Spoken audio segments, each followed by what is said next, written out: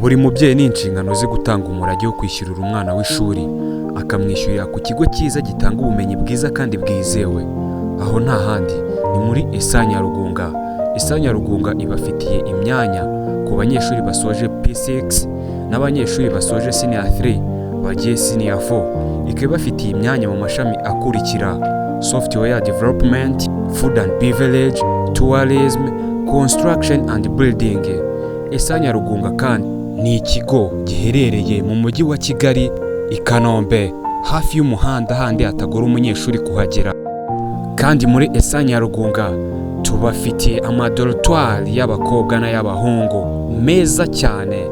Tubafitiye aho abanyeshuri bafatira amafunguro. Waba ukeneye ibisobanuro cyangwa andi makuru yisumbuye kuri aya ngaya, wahamagara kuri izo nimero uri kubona ngo kuri screen.